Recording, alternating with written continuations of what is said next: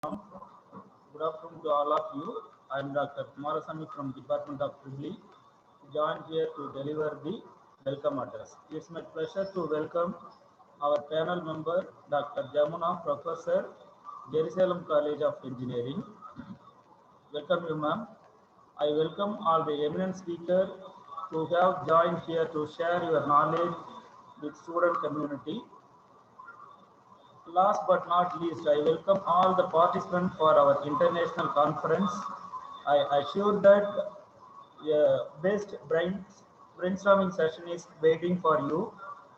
Aim of this international conference is welcome the innovative idea from all the researchers, academicians, developers, and students to share their knowledge and explore the socio-economic benefits of the e-vehicle and green energy. The e-vehicle and the green energy are the only solution for the global warming. To meet the power requirement and to control the CO2 emission from vehicle, we need to develop the e-vehicle and green energy. It's the responsibility of everyone to save the earth from global warming and give it to the next generation. After the announcement of our international ICPEC 2021 conference, we received nearly 18 papers. Our program committee shortlisted 11 papers from it. This is the first time in our college history of conference, which is completely conducted on digital platform in order to maintain the social distance due to COVID-19 pandemic. I hope next year we will conduct the conference in our college auditorium with a huge crowd. With this confidence, I complete my welcome speech. Now I request you, Gayatri Madam, to invite the authors for paper presentation. Thank you. Thank you, sir. Now we'll move on to our technical presentation now. So the first presentation for this session would be by Sai Rohan Reddy and Sheikh Afroom on inverted pendulum based self-balancing model for autonomous vehicles. They are from Koneru Lakshmaya Education Foundation, Andhra Pradesh. Sai Rohan, you can just take over? Okay, ma'am. Yeah. Okay, ma'am. Thank you.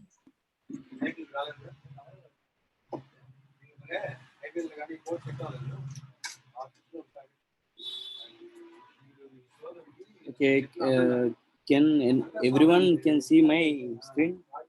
Yeah. Okay, ma'am. Good afternoon, everyone.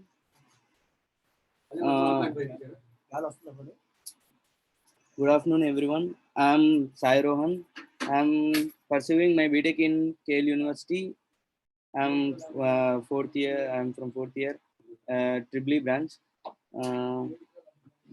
Here is my paper, and I have done project on this also. It is about inverted based self-balancing model for autonomous vehicles.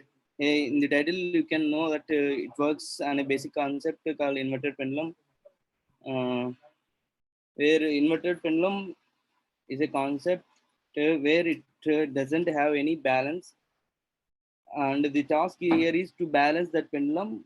We have to give some forces are to be applied, and we have to make that pendulum to be balanced. This is the basic concept of the inverted pendulum, and this concept is used in many applications like plane tracking, route tracking, and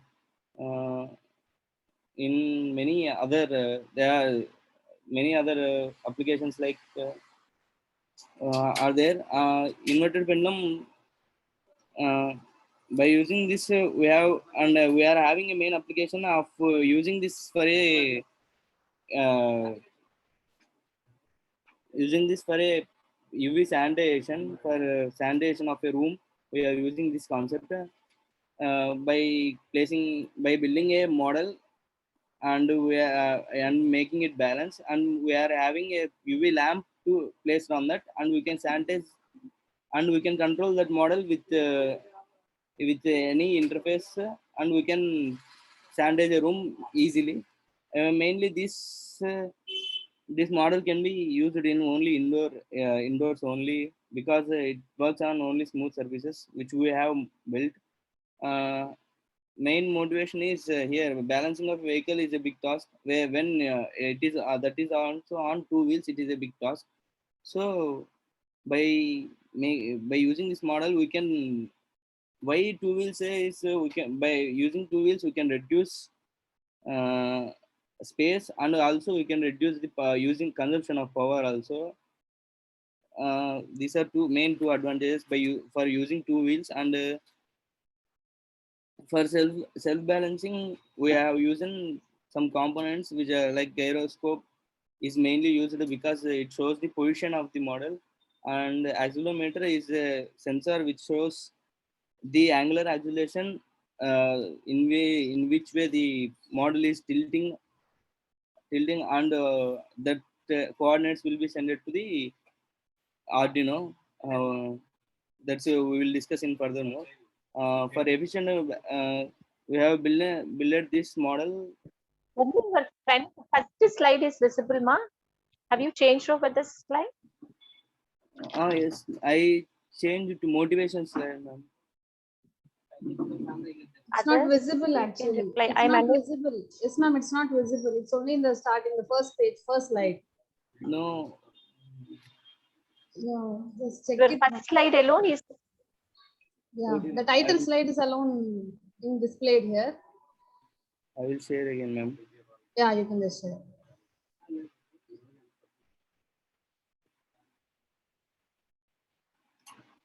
Now can you see, ma'am? Yeah. I can change one. Oh, okay, ma'am. Uh, Here, okay, here by using the self-balancing model, we can sanitize a room easily, because in this pandemic situation, we cannot go on contact to a object or anything which is a risky task. So we can use this in the situations without any physical contact. We can sanitize the room and we can be safe by using this model. And this can be controlled by any human interface using Bluetooth or Wi-Fi. With even with our mobile, we can interface with this model. uh, the may you as I have discussed, this self-balancing of vehicle which is having two wheels is a big task. So we have using this, there is a chip which is named as MPU 6050, which is having sensors as gyroscope and accelerometer in that, which where gyroscope, as I told, the gyroscope tells the position, from if we taken this starting position as 0, when it shows the positions to which it is moving. And for if the accelerometer, if the body of this model, if it is tilting forward, it tells the it tells to the driver, and the driver gives the commands to the motors to move forward and make the model to be balanced. In this, like this, if the model is tilting backwards, the commands will be gone to the motors to move the wheels to the backwards, and it will balance the model giving the commands to the motors, and it will balance the models. uh, Main, we have started the main two objectives. They are first we have to do mathematical modeling of inverted pendulum. There we can learn more about the inverted pendulum concept. We have seen some papers, reference papers, and we have got that about this inverted pendulum concept. And we tried to build the prototype, and we worked on the components which which helps to build this, ma'am. First, we thought to uh, use some other one, but we took to the Arduino, which was not done earlier. Many of them not use the Arduino. Here, in this block diagram, you can see that MPU 6050 is this sensors, which is having gyroscope and accelerometer sensor, which gives commands to the Arduino, that it senses the position and angular acceleration, and those two sent to the Arduino. And Arduino will control, and it is acts as a controller, and it gives the commands to motor driver. This motor driver drives the motors to move according to the inputs from the sensors. Here on the left side, you all can see the model which we have built. It is not having the sanitation lamp, but this is the model we have built. First, it self balances on the two wheels. Two wheels, ma'am. This is about the sensor MPU 6050. It is a 3-axis accelerometer and 3-axis gyroscope. It allows one to calculate a systems or objects acceleration, velocity, direction, displacement, and many other motion related parameters. And this module contains a digital motion processor also. It is having mainly 2 auxiliary pins on this module. With the interface external ICC modules such. Guru Prasad, you no need to give the spec of the units. You can explain about your contribution. Okay.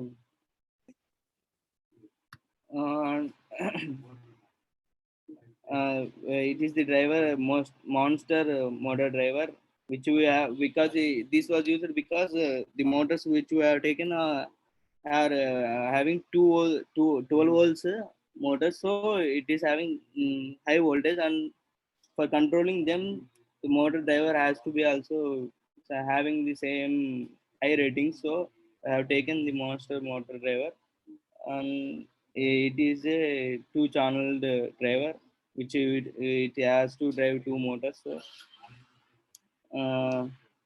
as I discussed, this the model is built to for UV sanitation, which helps in this pandemic situations, as we considered, and we have worked on this. So this is a control logic where you can see it's a simple logic here. You can see that digital right and digital high and low, where if user input is 1, it goes for stop of the motors, motion of motors, and if you have given 2 forward, 3 for reverse, and increase plus for increase speed, and the minus for decrease speed.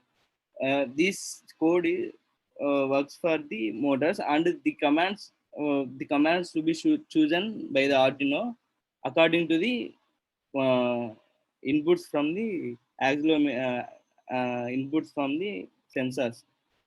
Arduino gives commands to these motors, and these are some references which you have taken IEEE papers. Thank you. Thank you everyone for listening. Rohan, over to the panel members. Yes, Guru Prasad, what is the title of the paper, ma?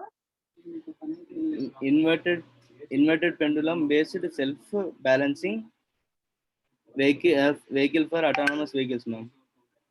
Okay. It does. Here in the list, some other title is there just for the Ma'am, confirmation. Yeah. I'm sorry to interfere. This is the second paper, ma'am, in the agenda for the afternoon session. Sai Rohan has Oh, presented Sai now. Rohan. Then Yeah. I'm calling you as Guru Prasad. You are responding, pa? No, ma'am. I got call, ma'am. So I have taken this. Okay, that is okay. When I was calling you as Guru Prasad, you were responding. That's what I was wondering. It is totally different. Okay. Thank you, ma'am. Okay, ma'am. We can continue. Ma'am, yes, ma'am. If any queries or any questions, I can ask. Yes. Okay. What about your background? You are from some university from Andhra, is it? Yes, ma'am. For doing your From KL University, ma'am. okay, Vijay, university. Okay. You are doing your which year? BTech 4th year, ma'am. Oh, is it your final year project work? Yes, ma'am. But my project work is some other thing, ma'am. We have done this, not a major project. This is a minor project I have done, ma'am, before. and I wanted to publish a paper on that project, ma'am. Okay. So even you have accepted by yourself, it is not a major project. You have chosen it like a mini project. Am I correct? Yeah, from my college, ma'am. Okay. Okay. So if it is a mini project, then it's okay, fine. And you have used the title like inverted pendulum based self-balancing model, is it? Yes, ma'am. Inverted pendulum based self-balancing model. And you, in your objective, you have claimed you have planned to model the inverted pendulum, and you wish to introduce a prototype, right? Yes, ma'am. But in the presentation, you have touched only the prototype. Ma'am, I'm not able to understand what, ma'am. In your objective, you have claimed two portions. You have planned to do the mathematical model of the inverted pendulum and to implement the prototype. Second objective Yes, is a ma'am. prototype. But in your presentation, totally the modeling, mathematical modeling of inverted pendulum is missing. I haven't seen Ma'am, anywhere. mathematical modeling, I have not, I have learned from some research papers, ma'am. I have not. Okay, so you have not performed. Okay, fine. Then usually if we take the inverted pendulum, no, Yes, basically whenever we find out some control logic, if we want to test it out, then only we go for the inverted pendulum, because that is a very toughest task. yes, ma'am. Balancing the inverted pendulum is tough. So Yes, only to check it out the control logic, we used to proceed that inverted pendulum as a model. yes, ma'am. But I think you have misunderstood the topic, and you have claimed your work, and there is no matching with the title and the project work you have carried out. No Ma'am, problem with the project work, but the title it cannot be. okay. It may be like the self-balanced autonomous vehicle or etc. But concept-wise, if we see, the inverted pendulum model is used only to test out if we plan to introduce any new control algorithm or new control logic. Okay, anyway, good work. Thank you, ma'am. Thank you. Yes, Mr. Sai Rohan, Yes, sir. Yes, sir. I have a question. There were so many self-balancing robots already available in the uh, uh, in the mechatronics industry. Have you heard any of the robots Yes, sir. earlier? I have seen some, sir. I have seen some Boston robots which are having self-balancing, and Yeah, they have a robot named Atlas from Boston yes, Dynamics. sir. On what principle it is self-balancing? You know that? I don't know, sir. We thought that this works on inverted pendulum concept only, sir. By taking this as a basic concept, they are modeling different. I was also eager to know what you are going to do with inverted pendulum and as you said, you'll be doing mathematical modeling. You will be showing mathematical modeling of inverted pendulum when you started. I was also waiting for it, as ma'am said just now. Anyway, yes, you can work on the robots as such as Atlas, Pepper, Cheetah. All these were from Boston Dynamics, I believe. All these were self-balancing robots, which are already available in many manufacturing industries right now. So you can work on all those things to get a better view on the principle on which they work. Okay, Okay, sir. Thank you, sir. that's it from my side. That's it from my side. Okay. Thank you, sir. Thank you, ma'am. Thank you, Rohan, for presenting. I think now we'll move on to the next presentation, which is by Guru Prasad from Sri Krishna College, Coimbatore. He is going to present his work on opportunities and challenges in the electric vehicle mobility for India. Over to Guru Prasad.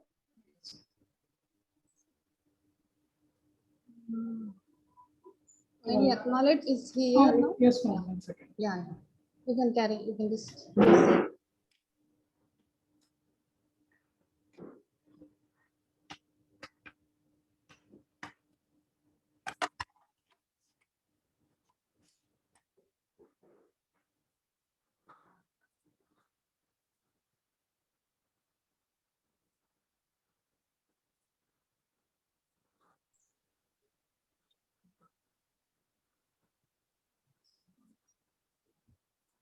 Ma'am,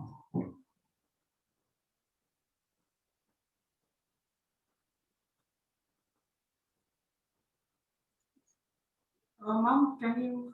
are you Yeah, able- yeah.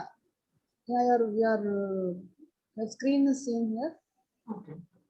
Fine. Good You can afternoon start. to good afternoon to one and all present for this international conference on power electronics and electrical vehicles. So first, so my topic over here is in this PPT. What I would actually be talking is about this is going to be somewhat. Sorry to interrupt, Mr. Guru Prasad. Your audibility is bit low. If you can improve, it's better. One second. Ma'am, now is it okay, ma'am? Yeah, it's okay. Ah. Fine, you can proceed. Good afternoon to one and all present here. So this paper is actually not a technical paper, but it's a non-technical paper. So what I did for this paper is actually I went over through a lot of IEEE papers and some other journals. So basically, what the trend for EV vehicles is actually not that good in India. So there are a lot of reasons for that. So first, when we look at of all these reasons, first mainly we'll deal with the past. So first of all, and there are a lot of other problems also. So while dealing with this problem, suppose we want a solution for this problem, we have to take that challenge and make it as an opportunity. So what I'll be explaining is like there'll be a lot of challenges and how you can say make it as an opportunity so that you can so that there can be somewhat of EV mobility trend in India. So that is what I'll be focusing on. So first, these are the things which I'll be focusing on. First one is raw material supply chain. So the main thing for this electric vehicles, like there are three classification of electrical vehicles. So first one is battery operated vehicle. Next one is hybrid electrical vehicle, and other is something related which combines both of these features. So that is one classification of electric vehicles. Next, we'll move on to see what is the Indian vehicle market and how electric vehicles are actually being like is that how the sales are. Next, we'll see now some since we are moving on to electrical vehicles, the thing which we would need is extra electrical energy required to charge these things. So the additional power and additional energy which should be required will also be shown. And then next comes the charging infrastructure, which actually acts like a major impediment for electrical vehicle conversion. Next, I'll deal with battery recycling. So as you can see, first I have started with raw material supply chain and ended with battery recycling. You might know that electrical vehicle sales are highest in China. The production wise and also the sales wise are highest in China.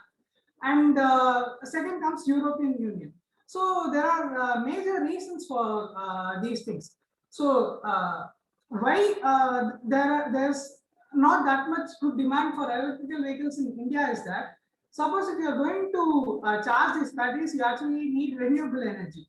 If you're not going to use renewable energy and again you're going to use coal-based coal-fired power plants, then there's no use to actually switch over to electrical vehicles.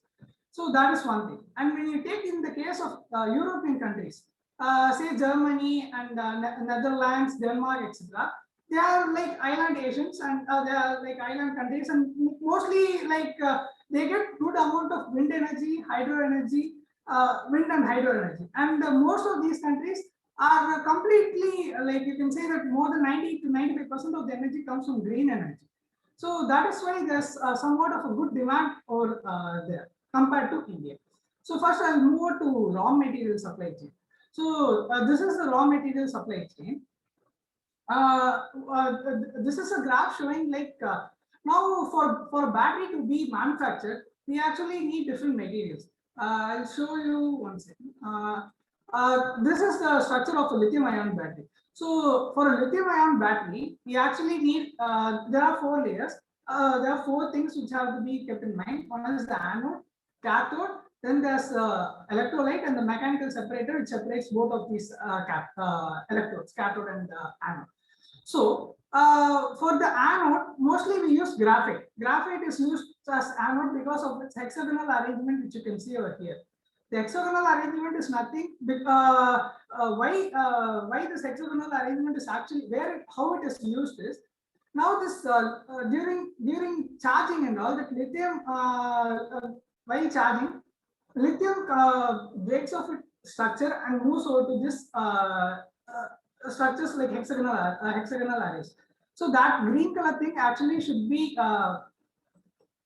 should go and fit into the structure. So that is how the anode functions. And cathode is responsible for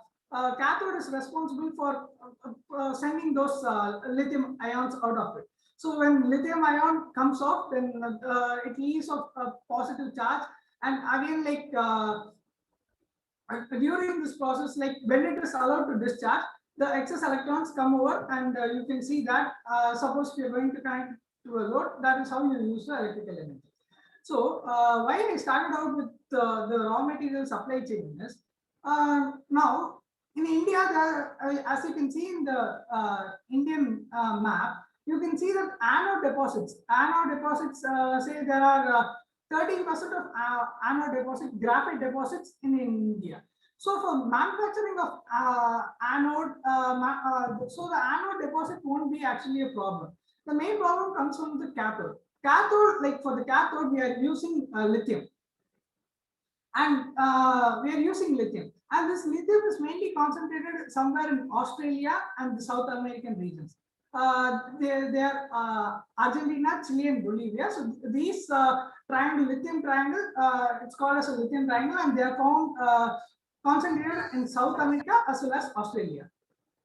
So that is as far as lithium is considered. So now, so that is as far as lithium is considered. So now moving over, as you can see, these are the cobalt reserves and cobalt mine production. As you can see, almost 60 to 70, 50 to 60% of the cobalt deposits are situated in Congo, Democratic Republic of Congo. So it is from these are the mine production, and now you can see the refinery capacity and production. So as I already told you that 50% of the deposits are situated in Congo. Out of this, almost like suppose if, the mining industry export from Congo was $4.5 billion. Out of it, $3.5 billion was imported by China for refining.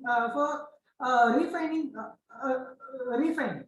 So using these refineries, it then exports these cobalt is used as a precursor material in the cathode production, and then it uses for its domestic manufacturing as well as it supplies batteries based on this. And next comes lithium reserves. So as I already told you, lithium, there are two types of lithium. One is sporadimine and another is brine reserves. So these lithium are concentrated in Australia as sporadimine, and as in brine reserves in Argentina and Chile. So as you all know, like I already told in the introduction that China is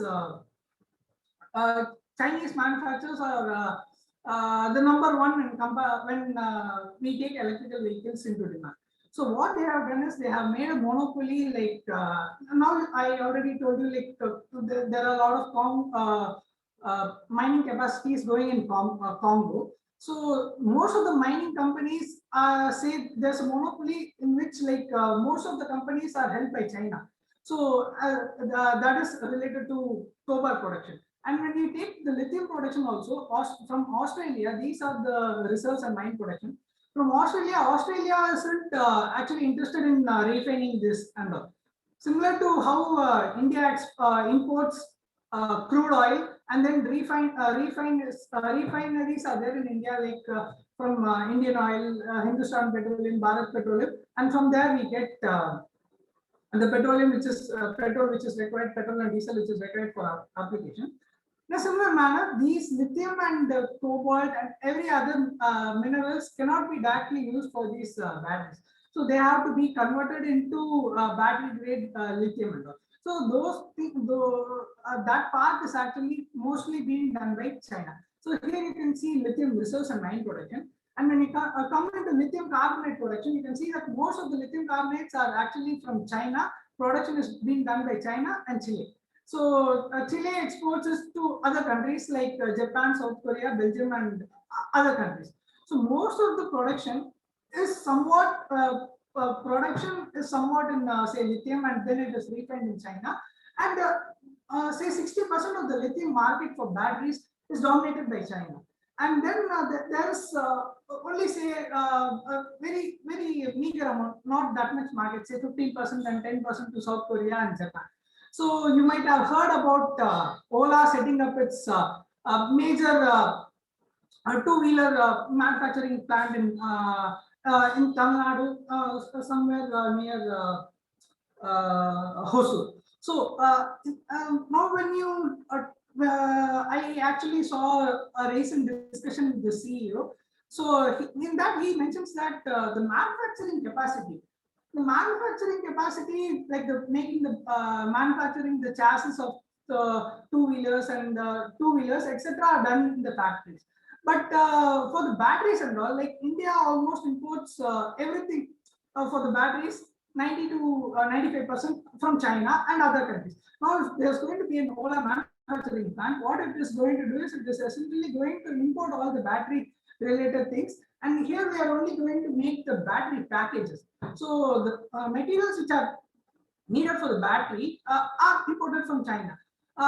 This can be seen like there was a report like $70 billion of imports from China, mostly for electronic goods and all, were mainly dependent on China.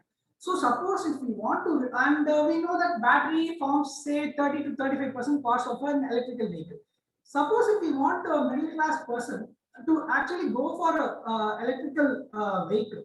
So this major impediment would be first to be the cost. So say I am buying a two-wheeler, say Hero Honda, I get it for 70,000. Now, if I go for an electric scooter, then that price ranges from 1.2 lakhs to 1.7 lakhs for a higher model of the version. So suppose if we want to reduce the production cost and say the battery cost and all, the main thing, like the opportunity the challenge is that we don't have that many refineries in India, and that could be taken as an opportunity. And say now Indian government has increased the import from 10% to 20% on the batteries which are getting imported. So what, and then as you know, like India imports most of the crude from outside, imports like from Saudi Arabia and other countries. Roughly 7 lakh crores are being spent into this process. Suppose if we need to increase our electrical vehicle transition, then the first thing is to reduce the cost. And for reducing the cost, the manufacturing, instead of importing everything from China, is suppose we are able to only get like the import of the raw material meaning like lithium and cobalt from other countries. And then if we are using our own refineries, then we can surely bring down the cost of the batteries. And there's actually a refinery plant which is planned in Gujarat with an investment of some 1,000 crores. And recently we have found some lithium deposits also in somewhere near Karnataka. So for the time being, say we can use our own lithium deposits. Some 4,000 kilos to 5,000 kilos of deposits have been found. So these and all can be used, and in this manner the battery production cost can be decreased. So the opportunity. Guru Prasad, I think you are running out of time. Okay, ma'am. I'll speak it up. So why cobalt is required is actually to suppose when lithium ion comes out from the left to right to left, the structure needs to be maintained, and that is where cobalt is used. So Indian vehicle market. So Indian vehicle market is a fifth rank behind Germany. So such a population of say 1.3 billion or 1.35 billion, close to 1.35 billion, is only the fifth largest automobile market. So what they say is that the number of cars are actually less, and that is what you can see. 80% of the market is two-wheelers, and the rest are only for 12% for four-wheelers, 5% for heavy vehicles, and 3% for three-wheelers. So suppose if we need to essentially move into an electrical vehicle market, the main focus should be on the 80%, the extremes, the 80% of two-wheelers and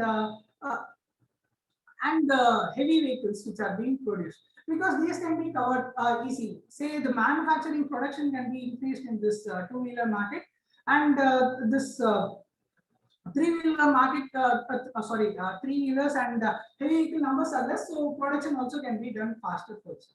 I made a rough comparison, like estimate, like suppose if I'm going to buy an electrical vehicle, why I'm telling like we have to focus on two-wheelers and the heavy vehicles are that, because I'm going to get like the cost, say everyone says the maintenance cost is zero for an electrical vehicle, it's very less. And the cost of ownership can be got only when you ride more than 30,000 kilometers. So of course, if I'm going to keep my vehicle idle, I'm going to use it only once in a week. Then instead of going for an electrical vehicle, I can go use the normal scooter which I'm going to have. So the thing is that suppose only when you're going to use the vehicle for a long period of time, then only the electrical vehicle actually seems some kind of a profit. Otherwise, the batteries in it will eventually degrade. The batteries are going to degrade whether you use it or not. But when you're using it, the more charge you do, the higher it degrades. So suppose if you are going to simply keep the two-wheeler as such, without a two-wheeler or any vehicle for that matter, and you're not going to use it, then there's actually no benefit of going for an electrical vehicle. So the main focus is going to be on public transportation, like the buses, which are to be used as electrical vehicles, and two-wheeler to market first. So additional power required. So now we are going to need extra demand for energy in this two-wheeler market, right? So for this electrical vehicle. So a statistic was done, and it is estimated that the required energy is actually 323 terawatt hour of energy. This is considered when the whole market shifts to electrical vehicle. All the vehicles are converted to electrical vehicle. Now, as such, we have in the year of 2017, like we had 12.5 gigawatts of installed solar. Suppose if the whole of solar is going for this purpose, then there was a utilization ratio of say 7%. So only 7% of the energy of solar energy, like was powered, green energy was powered for these electrical vehicles. But as you can see that India has kept a 100 gigawatt target from solar plants, and when that happens, like now it is close to that, and 175 gigawatts has actually it's been reaching that in solar and wind combined. So 33% of the green energy was used for this electrical vehicle. Now, there is India aims like by 2030, 30% penetration into the market. That is actually not done. So now we are safe to assume that whatever energy which is being supplied to the electrical vehicles are being done by renewable energy only. So battery charging infrastructure, everything is like being done in a rapid manner nowadays. Like there are a lot of partnership between Tata Power and MG, so that it's installing a lot of charging points. And the thing, the opportunity like we have in this thing, this electrical vehicle is the charging infrastructure. You can conclude, Gurupratap. Yes, ma'am. I'll conclude with this one. So the charging infrastructure, like it has been delicensed, so anyone can own a charging station. So they have to follow these standards. They have to have all of these things, and then they can use this as an entrepreneurship, and they can they can create their own job opportunities. And second life batteries, like the batteries which are being used degrade, so they can be used in say server farms and towers, mobile towers, etc. And lithium, since we are in the process of starting the electrical vehicle market, now the essential research should be there such that we use the recycling also. So by using recycling, the manufacturing cost and all will reduce. Thank you.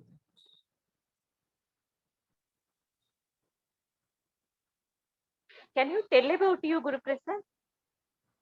Ma'am, You are from? ma'am, I'm not able to hear you. Pardon? Hello? I'm not able to hear you, ma'am. Now, am I audible? Yes, ma'am. You are from? I'm from Power Electronics and Drives Department. ME. I'm doing my ME. You are doing your? Masters, ma'am. Masters in Power Electronics and Drives. Okay. From which college? Sri Krishna College, ma'am, Coimbatore. Okay. So, are you in the final year? Are you doing your PG project work? No, ma'am. I'm in the first year only. First year. Okay. I appreciate you. You have done an excellent survey in the entire field. It shows yes. your interest with your EV, is it? Yes, ma'am. So my main thing is what I want to convey is, suppose if we are going to, if we want an EV transition, it should be based mostly on two-wheelers and public transportation instead of the four-wheeler market. That is what I wanted to convey. And since we are in starting stages, we can do more research on recycling of the batteries also. Okay, ma. I think all the parts with respect to the major components with respect to the e-vehicle, with respect to the battery and also the charging station, you have touched it. Being in the first year of PG, I appreciate you, your own interest, because nobody has forced you to do it. If you are in the second year, it may be your project work. Yes, ma'am. So like whenever we move to a new transition, so we have to do a survey like, is it okay if we are going to do something like that? So I thought of like, instead of first going through a technical paper, like let me work out if there are some opportunities actually being there. So that's why I took somewhat of this kind of topic. Okay, pa. Good luck. In the meantime, you can do the survey with the motors which are used in the EV also. The battery side you have touched it, and the charging sector you have touched it. Yes, ma'am. Yes. The PED student, and you can concentrate more with the conversion system as well as the special machines which are used in the EV also. All the Sure. Sure. Thank you. Thank you. Hello, Guru Prasad. Hello, sir. Shiva here. Yes, sir. Yes, sir. Guru Prasad, I really, as ma'am said, I really appreciate you for the work you have done. But I have some important suggestions to you. Yes, sir. The improvements in the electric vehicle market worldwide, not only in India, okay, can be achieved. The improvements can be achieved on 4 different fronts. Number one, political side. Political side, yes. Number 2, political side, what I mean is the government policies and the initiatives, okay. And number 2 is the finance. Number 3 is the technology, which you are concentrating on battery, motor, and everything. Yes, So what all I touched: political side, technology, finance, and the executive side, implementation. Yes, sir. So if you take papers 100 years before, Yes, sir. the same thing happened to petrol driven vehicles in the 1920s, 1910s. If you go see, same thing happened. And the first graph which you showed, the first image which you showed, the international scenario of lithium deposits. Yes, sir. Yes. The same picture is applicable with some slight modifications to petrol, crude oil availability. But what do you see now? I forgot the number actually. There was an article from IIT Madras stating the number of vehicles on road now. But the crude oil is not available in the entire world, and also India don't have it actually. So the fuel availability and the number of vehicles on road now, we don't carry a gulf behind our vehicle now to fuel our vehicle, right? So we have a process. So similar kind of process is anticipated in the battery section, in the electric vehicle section. Mm. But what I feel is we are the entire market, I'm telling, the entire market is too ambitious in expecting that battery driven vehicle will be reality tomorrow. That is not possible because Correct. Yes. because it took nearly 100 years or 70, at least 70 years. 1974 is the time when US, United States of America, under the naughty President Richard Nixon, has created a scenario in which the roads were densely populated by petrol-driven vehicle. Mm, It was mm, not. It was not the case before that. Only after that they realized. The entire world realized. Japan came into the production of small cars, as against the bigger cars which the United States had. mm, So yes. this was the scenario 100 years before. So it takes time, 20 to 30 years time for us to see the reality of electric vehicle on all fronts. As I Sure. said, if we can concentrate on the implementation side, technology side, and the financial side, and the political side, these four areas are to be concentrated for making EV a reality. Okay, Sure, sir. fine. So, yes, sir. And So in that, the first thing would be like to get the reserves for us. So now, like Indian president had made some meeting with the Bolivian side, and they are getting reserves, and also from Australia. So the thing is, only if we start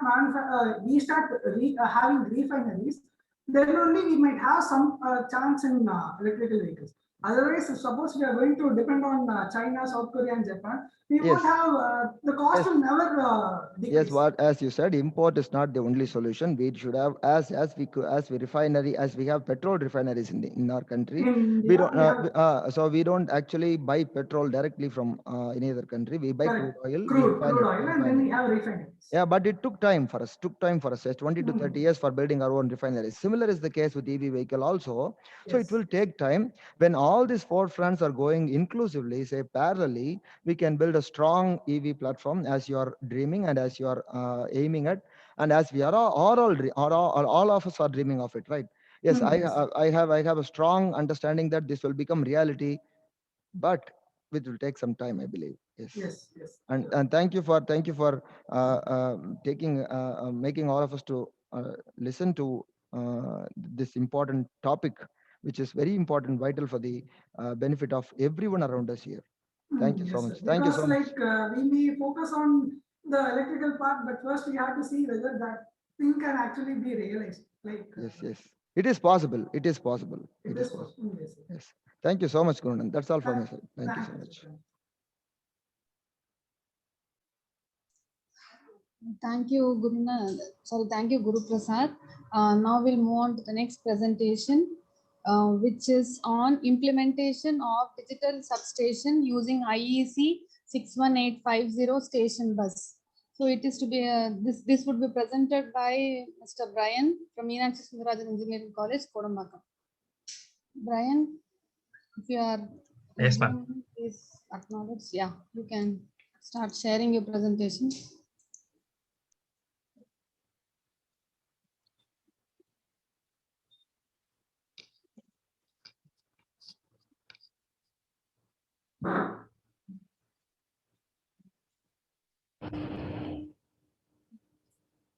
Good afternoon to all. I'm Brian Samuel from Meenakshi Sundarajan Engineering College, and this is my paper on my paper is on implementation of a digital substation using an IEC 61850 station bus. So, yeah. So this project is mainly based on the power station side, where we are converting, where India is actually converting from an analog substation to a digital substation. So what is an analog substation? An analog substation is basically which uses analog devices to collect data. For instance, the voltage on each bus, the frequency on which the frequency generated by the generators, and the reactive powers, etc., etc. We use analog devices which use CTPTs, which transform them to instruments which give us the data, and we use analog communication protocols or some other primitive protocols to transmit data from one place to other. So my project is based on to convert an analog substation to a digital substation using a particular communication protocol called an IEC 61850 protocol. So this is an international. This is of an international standard which has a variety of features and specifications.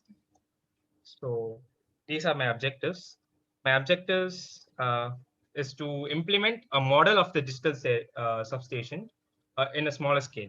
So in a substation, you have a variety of relays, like for a feeder relay, you got an transformer protection relay, you got over voltage, under voltage, under frequency protection, over frequency protection, etc., etc.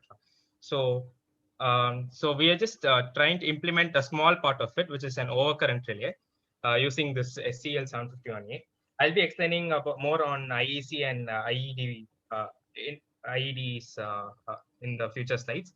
So we are going to set parameters for the relays to in these inverse overcurrent settings and definite time overcurrent settings, and we're going to communicate data from the relay to an RTAC, which uses a SCADA interface, SCADA system. So this is how a conventional old substation would look like. So you got all those meters, you got those line diagrams where you have to go manually switch, or you can also use certain RTUs to data collect from one substation and give it to another other place where there's a power grid. And this is how a newer substation, a digital substation would look like. You've got digital values, you've got digital models. You can actually model a substation like using the line diagrams. So there are a lot of advantages which will be discussed. And this is the structure of a digital substation.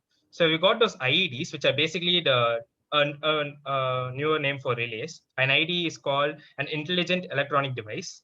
So these intelligent electronic devices will collect data from the CTPTs or whatever they are actually measuring from. Let's say they're measuring a voltage of a transformer, a three-phase voltage from a transformer, or a temperature of a transformer, etc. So these will be given. These data will be excuse me, will be sent to the process bus, where there are a lot of switching devices, which will enable to communicate between the bay level and the process level. And these devices where you see here, which are in the bay level, will convert the data from the IEDs to a particular script, which goes to with the IEC 6185 protocol, and it will be sent to the station bus. And using this station bus, any multiple clients or multiple peers can actually access the data. So what are the differences between an analog and digital substation? So the main difference is that you can control from a far away, from a remote place. So let's say I have, like, in a small country where there are like 5 substations, I can control it from a single control center. Whereas in an analog station, you have to have a control center for each and every substation or a power generating station. So using this IEC protocol, I can operate up to 150 substations simultaneously, where using an analog system, there's only one, you can only control one system. And this works on and an IEC 61850 uses the Ethernet functionality, which also uses the TCP/IP protocol. So which increases its speeds. Its cost is low since the copper you use is less. We can actually use fiber optic communication. We can use Ethernet, which gradually reduces the copper. Since previous analog methods like an RS-232 and RS-485 or a Modbus protocols, they tend to use a lot of copper. Like between these station bus and the bay level, there you can almost have like more than 50 wires, 50 to 100 wires for even like 3 or 4 relays for communication, which is a lot. But while using fiber optic communication, it gradually reduces the cost as well. And it also allows for the intercommunication of an IED. So for example, there are like 2 relays measuring, one measures the bus voltages and other measures the transformer voltages, let's say. So if there is a fault or any abnormal operating condition, the relays can talk between each other, communicate between each other using a goose message. We'll go back. We'll discuss about it in the next upcoming slides. So these two can intercommunicate and can clear the fault, or can indicate using some LEDs. Using some indication LEDs to the user that there's some fault, that there's some abnormal communication here in this particular bus line data. So, and also they gradually reduce the electromagnetic interference. So this is an outline of our project. So so this is the single line diagram in the site, single line diagram of let's say a feeder bus, which is from which we get data using CT and PTs, and this will be sent to the protection IDs. And you cannot directly send data from an ID to a SCADA system, which has to be converted into a particular script to send it to an to make the SCADA system read the data. So you have to convert it to that form, which will be done by the IEDs itself, and it will be sent through the optic fiber or Ethernet through using this IEC 61850 protocol. So this is a hardware blocks which we are going to use. We are using two relays. A single relay, which is a SCL 750, and a real-time RTAC, which is an SCL 350. So as discussed earlier, an IEC 61850 protocol is a communication protocol where it enables us to communicate between substations or between relays, and it not only allows for just communication. There are like four methods, four main features of this domains, or you can call it as domains. So one is communication, another thing is modelization, where, for example, you have those line diagrams where you have separate things for bus, you have separate symbols for transformers. So what this protocol allows you to do is to convert those line diagrams or the symbols to an object. Then these objects will be converted into a particular script called a substation configuration language. So this substation configuration language can be used for computation, for modeling, or for load forecasting, anything. So you can simulate your own substation, and you can create the faults, and you can check how your system will evaluate the fault and clear the fault, and so on. And there's also a testing part where you can test for arc flash, and another overcurrent and over voltage features. So this is how a model will be, a model of an IEC protocol. So a model will have a data attribute, it will have a data object, it will have a logical node, and a logical device, and a physical device, which is an IED. So in this diagram, I think it should be pretty clear from this diagram. So, and also this. So this is how a variable or an object will be in an IEC protocol, IEC 61850 protocol.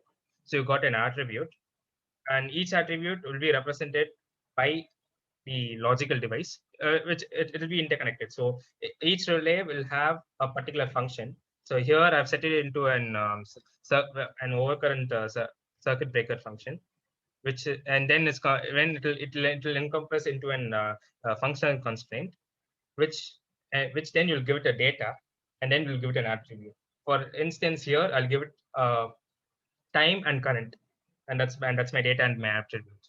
So next. So these are examples of how the data sets and how those objects work. And these are the mapping techniques. These mapping techniques help in communication between IEDs and between the control centers. So there are three main mapping techniques: MMS, GSE, and SMV. So MMS translate to a manufacturing message specification. So this is like a general communication between an Ethernet Ethernet protocols, which uses a TCP/IP protocols. So there are three definitions for an MMS. So the three main definitions are the standard objects, the standard messages, and encoding rules. So the standard objects are raw data collected from the from these devices. Let's say voltage or current or frequency. So these data will be converted into those data attributes what you just saw now, or it can also be sent as a raw data, and which will be executed using this particular device called a virtual manufacturing device.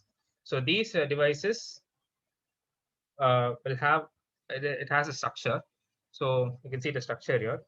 So these it consists of variables, so objects.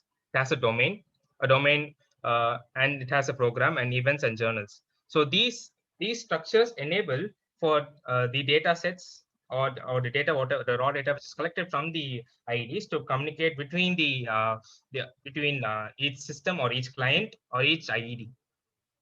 So the next is the generic substation events. This is like equivalent to an interrupt in a microcontroller. So whenever there's an interrupt signal given to a microcontroller, the processor stops every process that it's currently in process, and it will start serving the interrupt signal. So I think this is the same. So the GSE is an equivalent to an interrupt. So what it does is, as discussed earlier, like if there's a fault in a particular bus, or an abnormal condition, the relays can actually communicate between each other and clear the fault by itself. So the IEDs will be communicating using fiber optic cables connected between each other, and these signals will clear the fault and will give the data to the SCADA that there's been a fault and it has been cleared. So there are two types of it is classified into two generic substation events.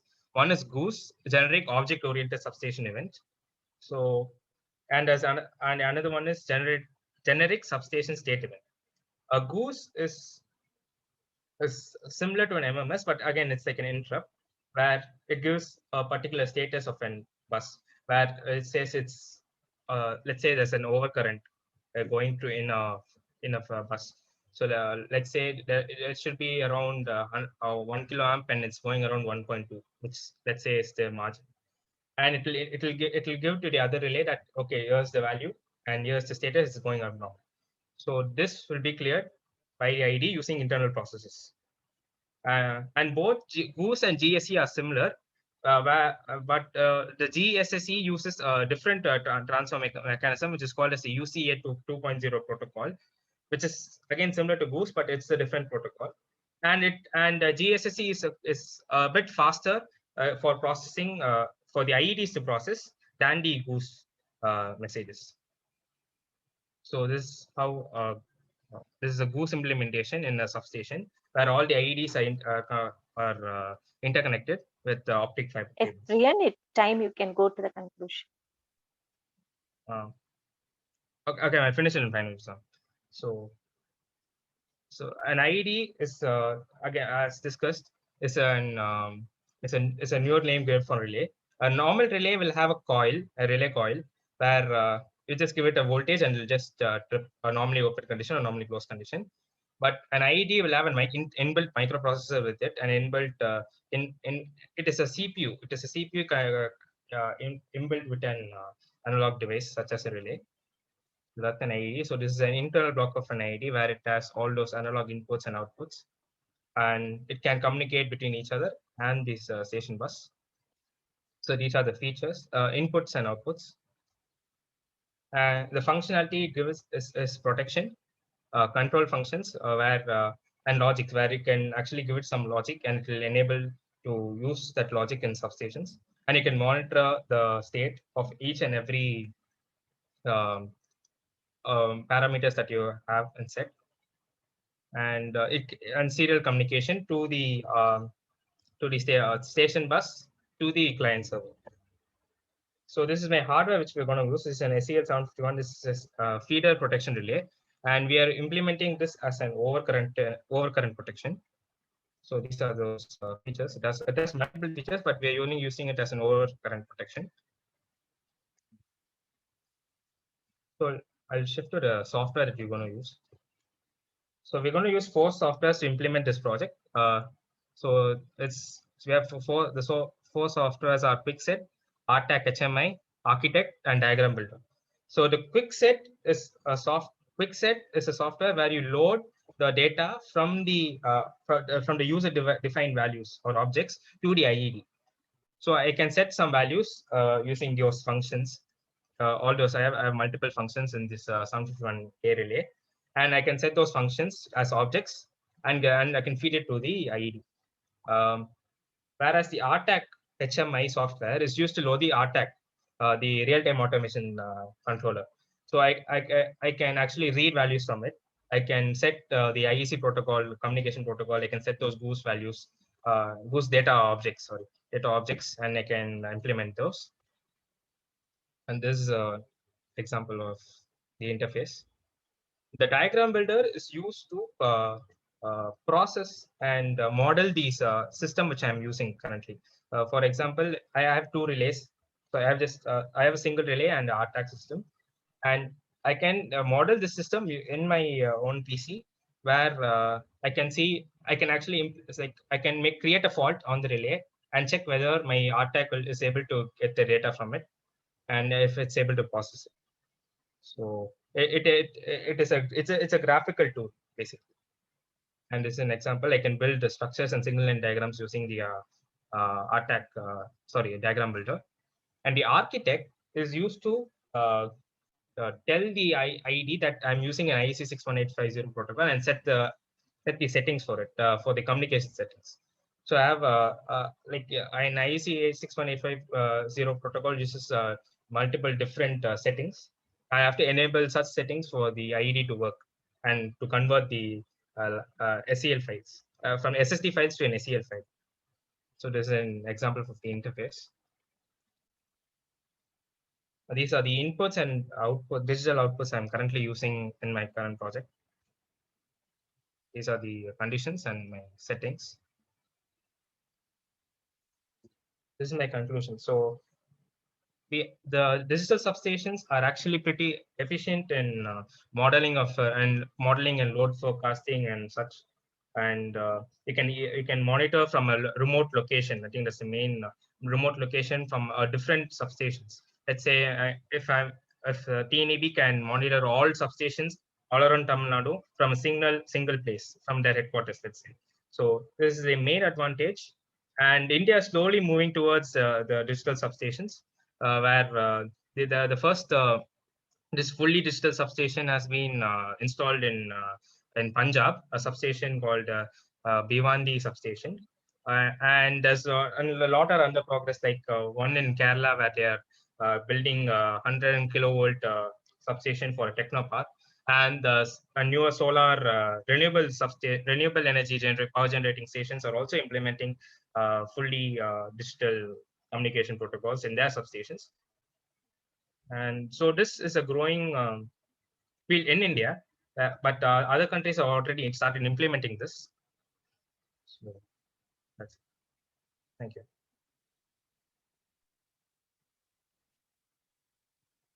Thank you, Brian. Is it your final year project, Padma? Yes, ma'am. Are you attached with any industry for doing your research project? Sorry, ma'am. Are you attached with any industry? No, Where I'm are not. you doing your project? Actually, my external guide helped us getting those SEL relays, but she's not working there. But she helped us getting those relays, IEDs from the company. Okay, then is she working for any company for external guide? She is working in Kroonwolter and DOS. She is in Netherlands. Oh, okay, okay. Then you were telling about the system prototype model, no? And you said it was first introduced at Punjab and in Yes, Kerala. ma'am. Yes, ma'am. It is being implemented, ma'am. It is implemented at Punjab as well as Kerala. It has been implemented in Punjab and it is still going. And in Kerala, they're building it. It's in progress. But if we are going for the digital substation, no, then the entire analog setup what we have to move it out to digital, or substantially we can manage this and that, and slowly we can go further. Yes, ma'am. So actually, in this slide, I've mentioned that some of our substations, such as the Neyveli and Kudankulam, have still relays in them, these IEDs, but they don't use those 61850 protocols. They use different protocols such as Modbus, the TP. There are different communication protocols.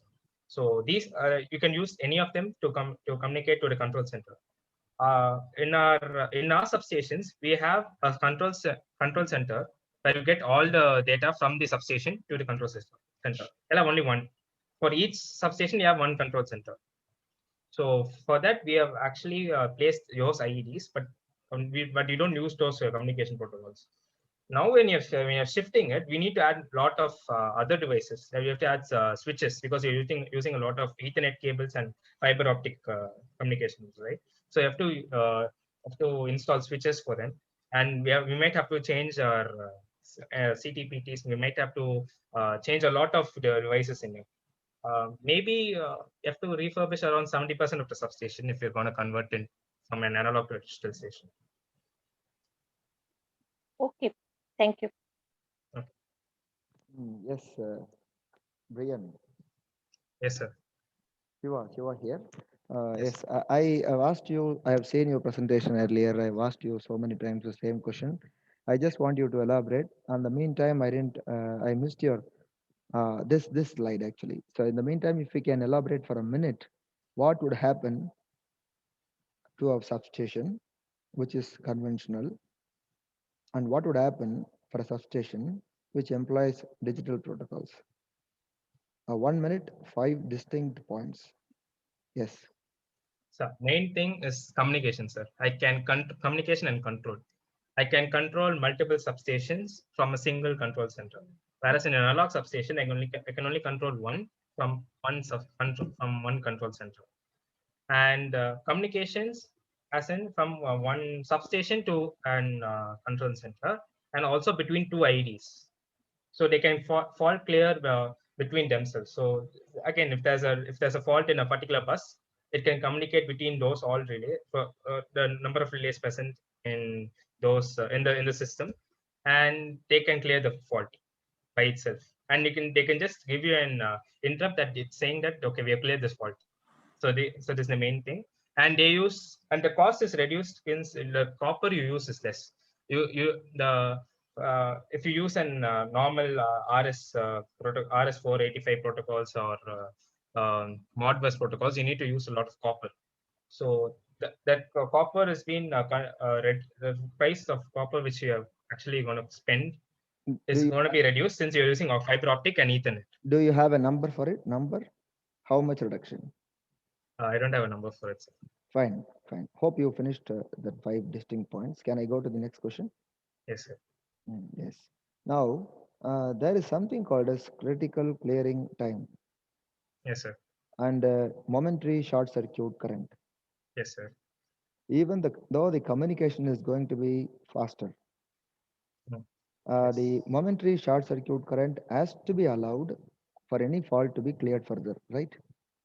The Yes, power sir. system experts should correct me if I'm wrong. Someone in the audience side can also correct me if with the content which I'm talking now. So the momentary short circuit current is actually twice the fault current, if I'm right? So that period has to be allowed for any fault, so that we'll expect the fault to die down naturally.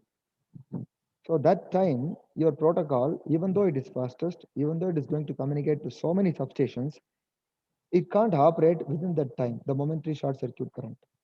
Then what would be the advantage you expect by making digital substation digital? No, sir. Actually, sorry. apart from the advantage you have that you can communicate to more than one substation, I don't think so that any distinct advantage would come into effect by making the substation digital, even though the relay which is going to be eventually operated is going to be plunger type or some other conventional relays, right? Yes, sir. But thing is, you can set those functions like let's say in a normal analog relay, you'll have like those plug settings and time settings, right? You need to set it using those plugs. Yes. That's how an analog system would be. The digital system, you can give it as an object. I think that's the main advantage. Digital You can system. set it. You can set it. You can set the system from a remote place. You can communicate. You can using those quick set softwares which I showed you. That's all taken. That's all understood. That is good. Fantastic. The idea behind communicating, making communication fast is fantastic. That is no second thought to that. But the communication has arrived. That fault has to be cleared. But you can't expect the fault to be cleared within the time during which the momentary short circuit current takes place. Because the fault by itself will die down after some time. We can't expect the relays to respond to all the momentary spikes. If we do so, the stability will be lost completely. Sir, I think that's for all relays. Sir. That's for all analog relays which we're using the system, and we give it a tolerance level, right? For that, we give for the momentary short circuit time which you're talking about. That is what I am telling. That is for analog relay. That is nature, right? That is nature. Yes. That is science. That has to be allowed. Then what effect this fast communication will bring in? That is my question. Modeling, sir. Modeling, event monitoring, modeling. You can actually model and you can load forecast. You can test your circuits. I mean, test your live devices which you're actually using on live. That's a you wonderful. can test those. That's a wonderful answer. Yes. Super. You can test those. You can model those. That's a wonderful answer. I appreciate. And you can simulate. I appreciate. That's a good thing. Yes. Thank you. That's it from my side. Oh, this is a general audience question. I just had a question regarding why we are going with 61850 when other protocols are available. So I think this slide should give you an answer because other protocols they enable. Sorry for interrupting, Brian. This the voice is from Navanit Narayan, who was a panel member for the morning session, who wanted to hear your presentation. So he was available as a mute spectator so far. Oh. He is working on this protocol in the United States for quite some time. And please, I want to be specific that Navanit is there available. Yes. Okay, sir.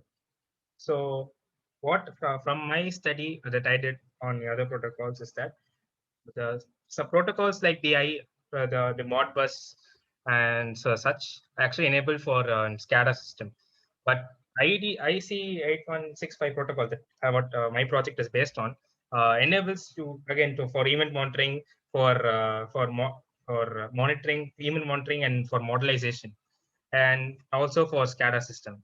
I think that's a good advantage, and also there's a lot of copper involved, copper wires, and here I can use it. You are saying that 61850 will reduce the copper, but the project that you have proposed says that you will be just communicating between a relay and an RTAC. But the relay is still getting the data in analog form from the CT and PT, which will still be using the copper wires. Yes, sir. So how exactly are we reducing copper there? So in that case, shouldn't you be going with optical CTs or some merging units or something like that? Actually, the copper that I'm talking about, actually, I don't know about those. I've never heard about those optical CTs. To be frank, I'm sorry, but I think I saw it on your slide also. If you go to that fourth, This.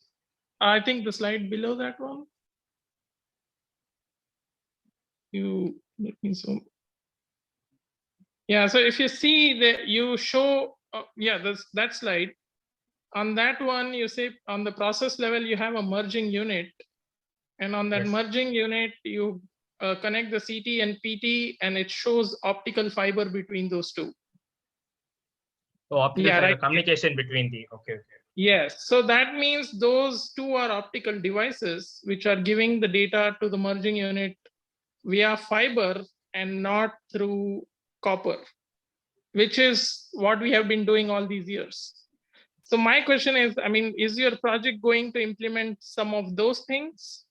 Because that only that if you include that, then only it will be a pure digital substation. Otherwise, what you have proposed in your project will be similar to what we have at Neyveli Lignite Corporation or Kudangulam Power Plant, which is like partial digital substation. Yes, sir. Actually, we're not going to the optical side of it, not this part, sir. We're not doing the optical fiber communication between the CT and PT. They're actually doing just as normal. You're using a feeder relay, which is going to show some. We're going to give it some feed it some values, the setting values, and which will be and we're going to test it using some using the diagram builder.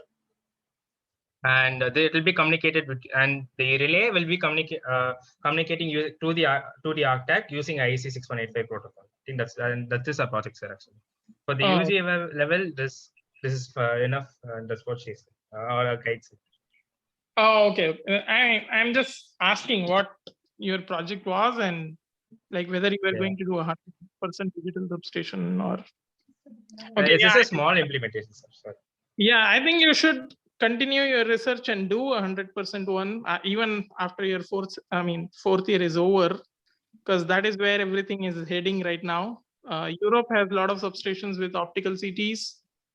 Actually, GE, they manufacture, GE, ABB, Siemens, they manufacture optical CTs. They have merging units also, which can take conventional CTs, and then these merging units are actually installed at the breaker. So there you save the copper by not wiring it from the breaker all the way to the relaying panel. So, I mean, there are different ways. And also you should, if possible, since you are working with Schweitzer device, Schweitzer has their proprietary protocol called TIDAL, TIDAL. I think you should also look at that. And they claim to be better than IEC 61850. So, I mean, if you can look at that and come up with some applications based on that as well, that is where the substation future is. Thank you. Yes, Navneet, a minute, please. Yeah. I have lost a word or two in between. Can you give me some insights into what is optical CT? Yeah, so so usually in conventional CT you have the iron core. You have the winding that goes around the conductor, and then because of the flux you get the current transform. Fine. But in optical one, there is a transducer in that CT. So when the current goes through the conductor, it changes the photons or like the light particles in that CT. And based on the change in the light, it generates optical signals which correspond to the amount of current flowing through the conductor. Yeah, and are sent to the relay. And yeah, the relay. I guessed it, Navneet. But if we go deeper into making some improvisation in the technology of replacing the copper in the CT by a fiber, optical fiber, there is no end to it, right? We will step into what is actually happening in a transformer, conventional transformer. We'll go into what is happening in other conventional devices. So there is no end to it. Right? Even though I'm working in this field, yes, I would like to say it's kind of like a field which is already developed. We don't have, like in the electronics field, where you can create smaller, more and more smaller chips. Yes. Here you can't do anything. Yeah. Current voltage have a set principle, and that's how they are going to function. Right. And now, in order to make more developments in this field, they want to bring in electronics in this as well. Only for the instrumentation part, which requires CT, PT, and stuff, not the conventional transformers, right? No, I mean, obviously conventional transformers are going to operate on their, flux principle and the iron core principle. You can't change that. Yeah, fine. Only for the relay CT portion, relay CB or circuit breaker portion, you are talking about replacing the conventional system Yes. to, yes. And that is where the future is. Lot of, I think Germany, since they have like all these power companies there, they are like the leaders in doing this digital substation. A lot of European countries are doing it. For some reason, America is far behind. They are apprehensive because when you are introducing Ethernet TCP/IP protocols, there is always a cybersecurity threat. So that is also something I would want researchers, like young researchers like Brian, to look into and see whether they can come up with something where it can identify a cybersecurity threat. Because you get these, there was a Ukrainian power plant which was held for ransom for. Yeah, so all these things happen. So that is why American companies, they generally tend not to go with the TCP/IP protocol based communication. So other than that, his presentation was good. I think his project also looks exciting, and he will learn a lot, and he'll get more excited in this field after he finishes the project. So Thank you, sir. Right. From my personal experience, I'm saying. And thanks for your time, Navneet. Thank you so much. Thank you. I have one more question here. Yeah, sure. The analog substations are available with SCADA and RTU. Sir also said it is partially digitalized, right? By using Yes. SCADA, PLC, and RTU, they are automated everything. And what is the expectation more than this from digitalized substation? What you are expecting from that more than this? Yeah, one is one is the control of multiple substations at the same time. Another one is the modeling and event monitoring. Modeling features that IEC protocol offers. Suppose if you are controlling more number of substations from one control center, means it will lead the problem again. Simultaneously, there will be a short circuit problem in more than one substation.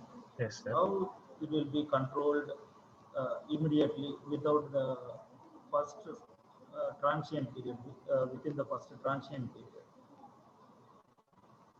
Sir, I not get your question actually. Suppose if you are controlling more number of power stations, in case of any failure occurs, right? How do you control, or how do you open the circuit breaker within the fraction of second? It should not be exceed the timing, right? Suppose if the voltage is too much, in case of any transient occur, during the transient period, if you are using inverse relay, that is enough, depends upon the magnitude.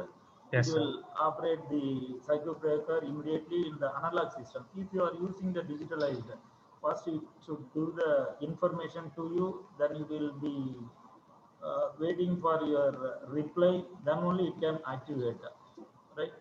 No, sir. Actually, we've already given it some data. Like we've already given an object for it to how to control or how to do the relay switching. Well, if you see this slide in my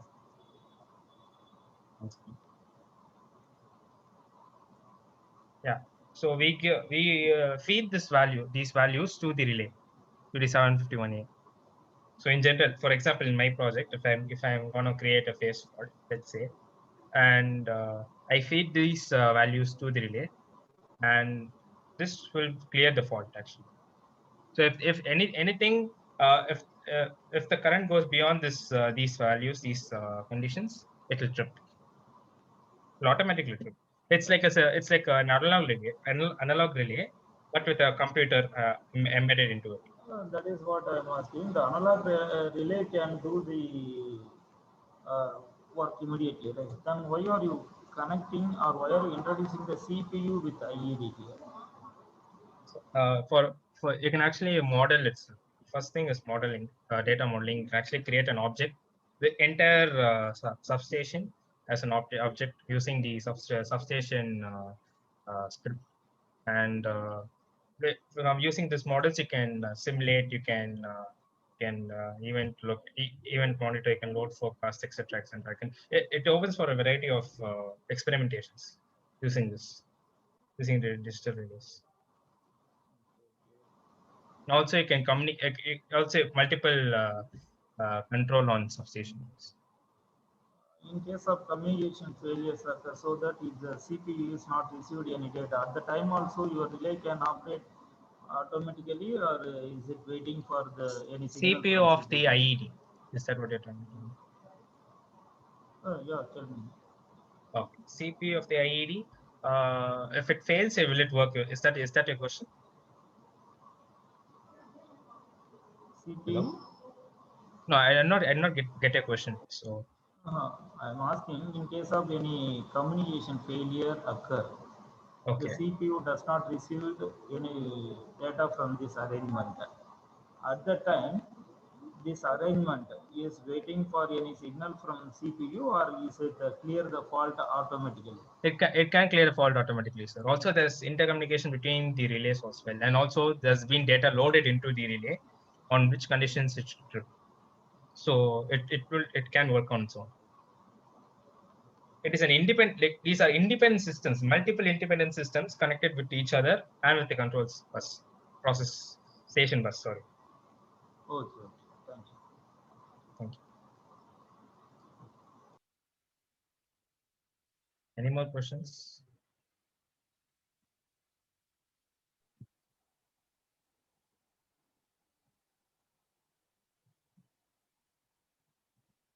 Any more questions from the panel members? No. Fine. Thank you. Thank you, Brian. Now Thank I you. request Jamuna ma'am to give her valuable feedback about the presentations that were being done today. Over to Jamuna ma'am.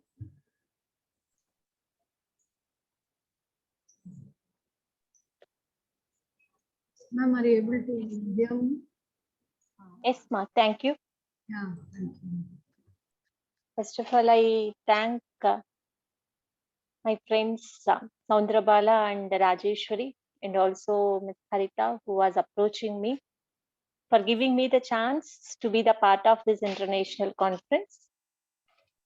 At first, I congratulate the team headed by Saundrabala for organizing this international conference during this COVID period.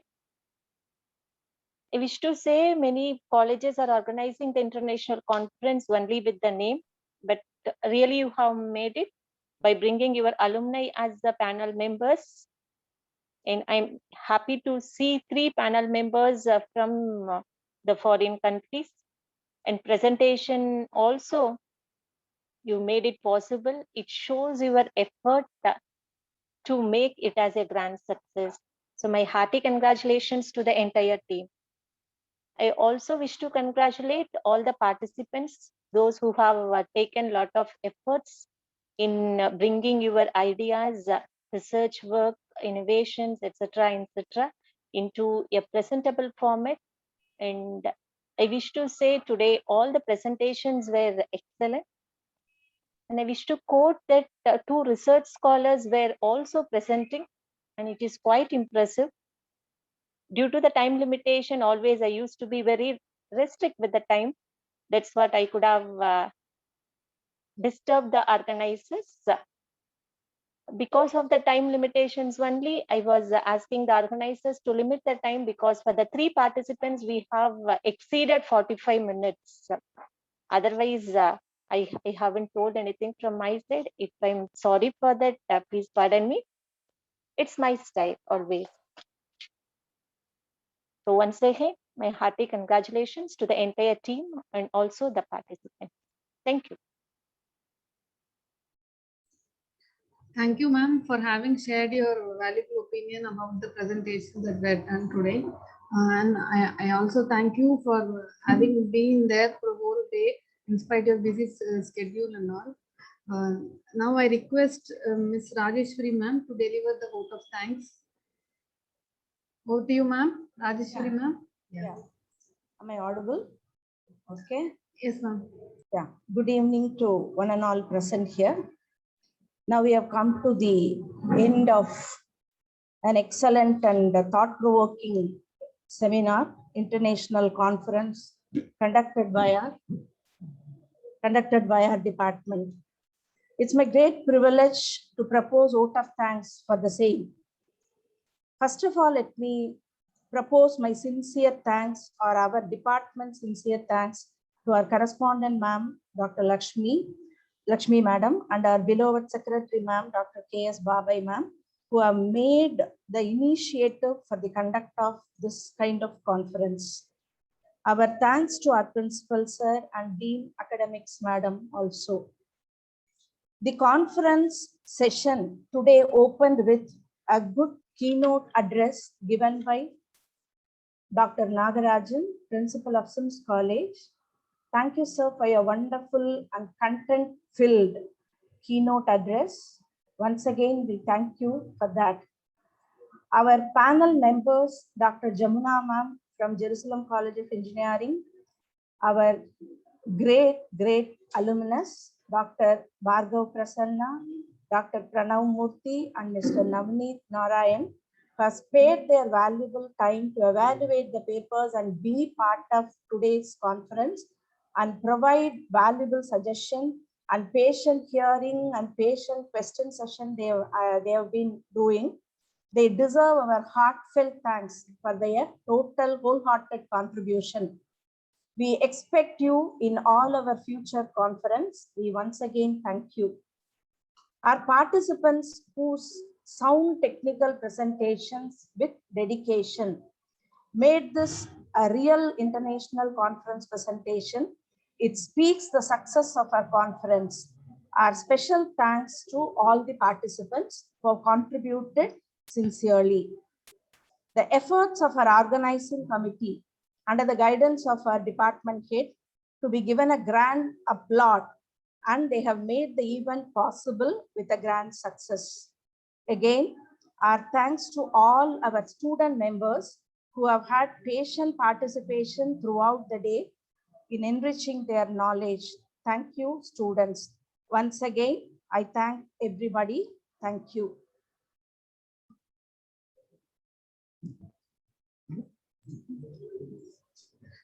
Thank you, ma'am. Just an announcement to the participants. Participants are requested to fill the feedback form, which is provided in the chat box, to get the e-certificate.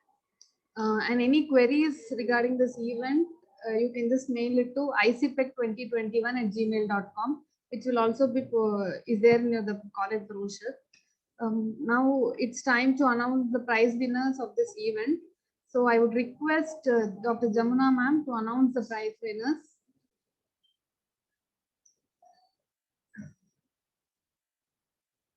Jamuna ma'am? Yes, ma. Yes, Yeah, ma. over to you, ma'am. Yeah. One. Yeah, okay.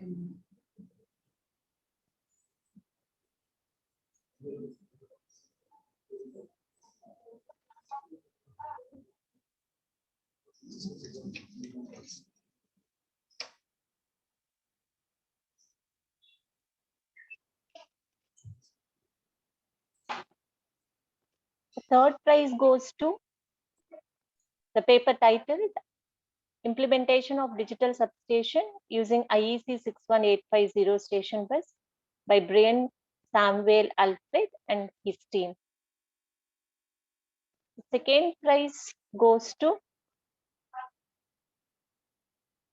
the paper titled Analysis of Controllers and Data Acquisition Systems for Tracking a Point Observer System by Mr. Balakrishnan. The first prize goes to the paper titled Enhancement of Reliability of Electricity and Battery Life by a Hybrid Hierarchical Power Management Strategy for DC Microgrid Cluster by Kalai Mohan, Ranjit and Gurunath. Hearty congratulations to all the participants and also the prize winners. Thank you. Thanks for the opportunity. Thank you, ma'am. Congratulations to all the prize winners. Now we have come to the end of our program. And we hope that everybody is enlightened with the ideas shared by the presenters. Once again, we thank each and every one of you for sparing your time with us for making this particular event a successful one. Thank you all.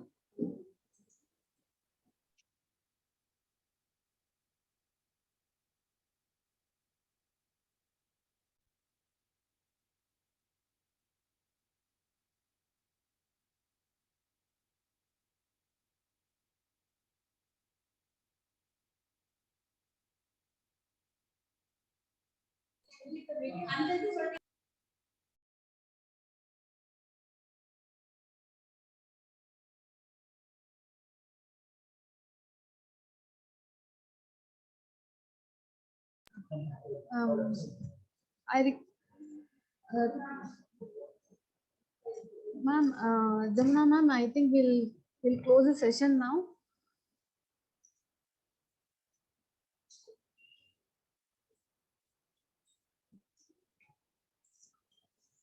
So it's time to close the session. So thank you all once again for being with us for the whole day.